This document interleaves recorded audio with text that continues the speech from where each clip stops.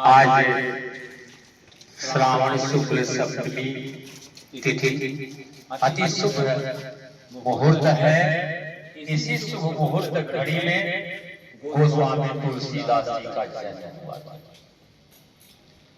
तुलसीदास हिंदी साहित्य में एक उद्भट विद्वान और कवि ही नहीं बल्कि एक समाज सुधारक। जिस समय तुलसीदास का जन्म हुआ था उस समय संपूर्ण देश मुगलों के अधीन था।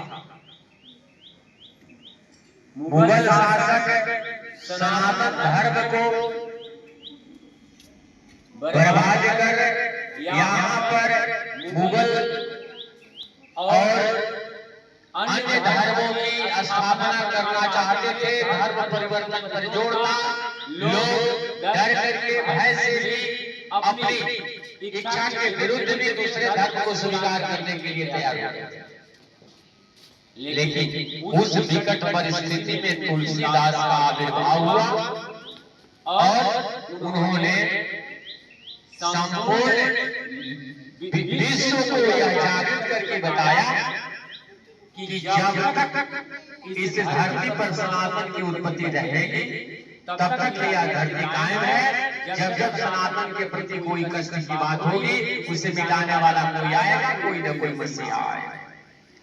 इसीलिए तुलसीदास का आविर्भाव एक पीढ़ी को अंत होने से बचने के समय में माना जाता है।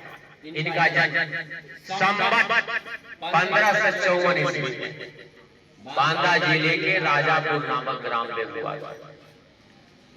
पिता का नाम आत्माराम दुबे, माता का नाम तुलसी देवी। बचपन में सभी बच्चों का जन्म 9 महीने पर होता है, आप सब जानते हैं। तुलसीदास का जन्म 12 महीने पर हुआ था। तुलसीदास के जन्म के समय उनके मुख में 32 दांत मौजूद थे। सभी बच्चे जन्म के समय रोते हैं। तुलसी ने जन्म के समय राम नाम का उच्चारण किया था। इस सारी दूसरी परिस्थितियों को देखते हुए माता पिता ने उन्हें यह समझकर पालने का कोशिश किया कि यह बच्चा कुल के लिए, समाज के लिए नाशक हो सकता है। जन्म के कुछ ही घंटों के बाद उनकी माता जी की मृत्यु हो गई। उनका लालन पालन चुनिया नामक दासी ने किया। फिर बचपन में इनका नाम रामोला रखा गया। क्योंकि इन्होंने जन्म के समय राम का नाम बोला था, इसलिए इनका नाम रामोला रखा गया। परिस्थितियां बढ़ती गई और ये ब्राह्मण कुल में पैदा होने के कारण किसी तरह से अपने शिक्षा दीक्षा के लिए तत्कालीन समय में शिक्षा की प्रतिनिधित्व करने वाले शहर काशी में पहुंचे और काशी में उन्होंने रामानंद की शिष्य परंपरा की गुरुकुल में अपनी स्थान ग्रहण किया। इनके गुरु का नाम बाबा नरहरिदास था। क्या नाम था? बाबा नरहरिदास। बाबा नरहरिदास के सानिध्य में इन्होंने शिक्षा पाई। वहां से वेद, उपनिषद, धर्मशास्त्र और ज्योतिष की शिक्षा पाने के बाद तुलसीदास अपने गांव पुनः वापस लौट कर आए।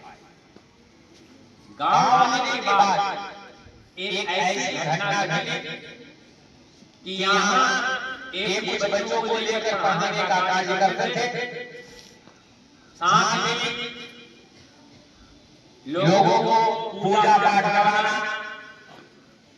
दीन देखना, टिफिन बनाने का काम इत्यादि इत्यादि करते थे। एक बार की बात है, उनके पास एक यजमान ने एक ऐसा टिफिन लाया जिसको देख करके उन्होंने कहा कि इसमें यह सही है।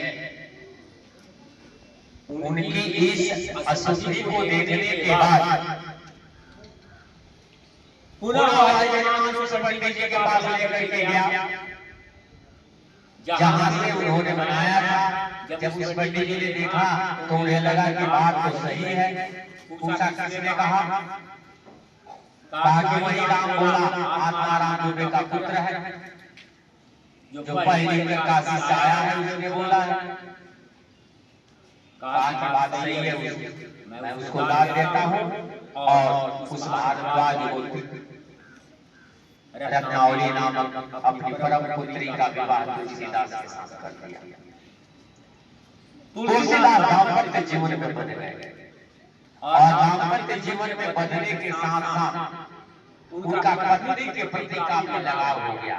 कहा जाता है कि एक बार पत्नी जब मायके चली गई तो मायके जाने के साथ साथ रात्रि के समय बरसात की रात पत्नी की याद आई और वे तत्क्षण ही पत्नी के पास चल दिए। ऐसी कहानी है। कहा जाता है कि नदी पार करने के लिए नौका नहीं मिलने पर 100 का सहारा लेने वाले, घर जाने के बाद दरवाजा नहीं खुलने पर सांप को पकड़ करके छप्पर से नीचे जाने वाले, तुलसीदास जब अपनी पत्नी के पास गए उन्हें जगाया तो पत्नी शर्म के मारे सार हो गई और उसने कहा, लाज जलाल आपको दौड़े आए हो पार, भीग भीग ऐसे प्रेम को कहाँ कहूँ मैं नाम। आज लिया जाना के हमा ताले ऐसी प्रीत ऐसी और श्री राम महा विषम वैभवी। यह बात तुलसी को उजाड़ के समझ लगा और जिस रास्ते से गए उसी रास्ते से तत्क्षण लौटे और अपना बोरिया में बांध कर पुनः काशी के लिए रवाना हो गए। कहा जाता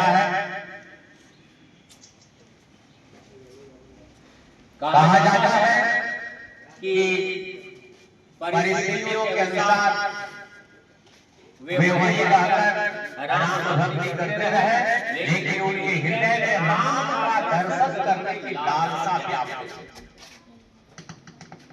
राम का दर्शन उनके हृदय की एक उत्कट इच्छा थी और राम दर्शन के ललायत में जाते थे। कहते हैं कि एक बार जब वे संध्या के समय शौच करके आ रहे थे तो प्रतिदिन के नियमानुसार अपने शौच का जल एक ही स्थान पर गिराते थे। पुनः जैसे ही जल गिराया वहां से प्रेत उत्पन्न हुआ। उसने कहा, आप महान हैं और आपके इस जल से मुझे मुक्ति मिल रही है, बोलिए मैं आपकी क्या सेवा करूं? उन्होंने कहा कि तुम क्या सेवा करोगे, तुम हो कौन? उन्होंने कहा कि मैं प्रेत हूं। कहा कि तो राम से मिला लो। कहा कि राम से तो मिलने के लिए मैं भी व्याकुल हूं। राम से तो मैं नहीं मिला सकता, लेकिन राम भक्त हनुमान से जरूर मिला सकता हूं। कहा कि बस ठीक है, राम भक्त हनुमान से ही मिला दो। हनुमान से मिलाने की जो बात शुरू हुई, कहा कि प्रतिदिन बाबा विश्वनाथ के मंदिर में राम की कथा होती है। राम की कथा में सबसे पहले आकर एक उपेक्षित बूढ़ा कुछ रोग से ग्रसित व्यक्ति पीछे बैठा है, कथा समाप्ति के अंत में जाता है, वही हनुमान है। तुलसीदास जी तुरंत आए, राम कथा में सम्मिलित हुए और फिर अंत में जा रहे उस उपेक्षित बूढ़े को बाहर जाते ही चरण पकड़ कर गिर गए।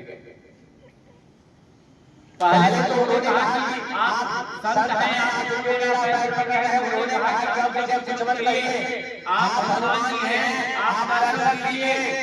हनुमान जी ने दर्शन दिया और कहा, तुलसी तुम तो राम कथा लिखने वाले हैं। तुलसीदास जी ने कहा कि राम कथा मैं कैसे लिखूंगा? कहा कि तुमको लिखना है। कहा कि पहले कुछ नहीं, राम कथा लिखने के पहले आप मुझे मेरे आराध्य राम का दर्शन करा दे। बस क्या था? हनुमान जी ने कहा कि चलिए आप बैठिए चित्रकूट के घाट पर, मैं आपको राम का दर्शन करा दूंगा। जा करके बैठे, सुबह में देखा दो राजकुमार हिरण को धनुष बाण लिए हुए हिरण को मारने के लिए जा रहे हैं। तुलसीदास ने आके मंदिर कहा था क्या हरि भजन को क्या मिल गया? फिर हनुमान जी प्रकट हुए, कहा दर्शन किया। कहा कहाँ दर्शन किया? मैं उस विद्यालय में नहीं देखना चाहता हूँ। मैं राम लखन सीता सहित अपने हृदय के जिस स्वरूप में मैंने रखा है उस स्वरूप को मैं दिखाना चाहता हूँ। और फिर क्या था? दूसरे दिन तुलसीदास उस चित्रकूट के घाट पर बैठ करके चंदन घिस रहे थे। भगवान श्री राम प्रकट हुए और तिलक लगाने लगे। हनुमान जी ने देखा कि कहीं यह फिर मत मिस कर जाए। ऊपर तोता बन करके बैठे और बोले, चित्रकूट के घाट पर भाई संतन की भी तुलसीदास चंदन घिसे तिलक देत रघुवीर। बस क्या था? उन्होंने राम लक्ष्मण सीता सहित दर्शन किए और फिर वहीं से उनकी शुरू होती है काव्य रचना।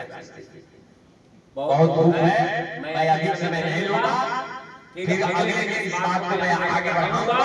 लेकिन केवल इतना ही जानिए, तुलसीदास की पहली रचना हनुमान चालीसा है।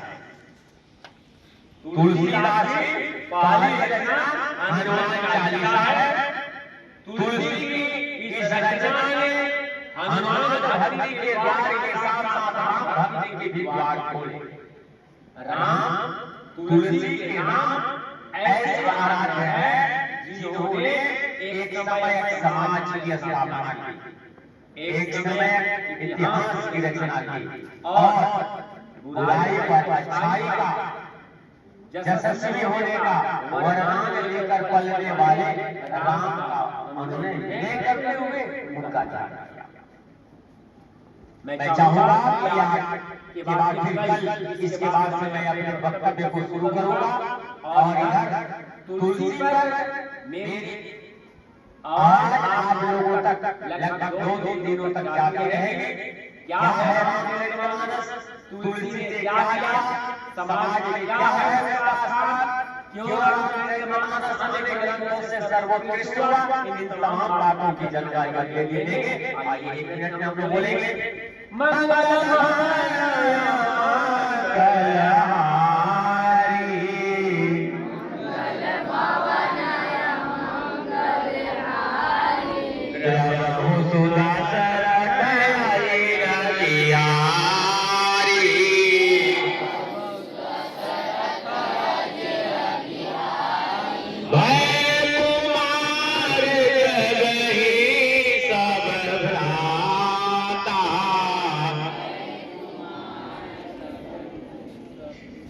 दिन जनेऊ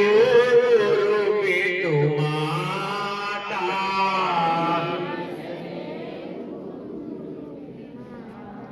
दीन दयाल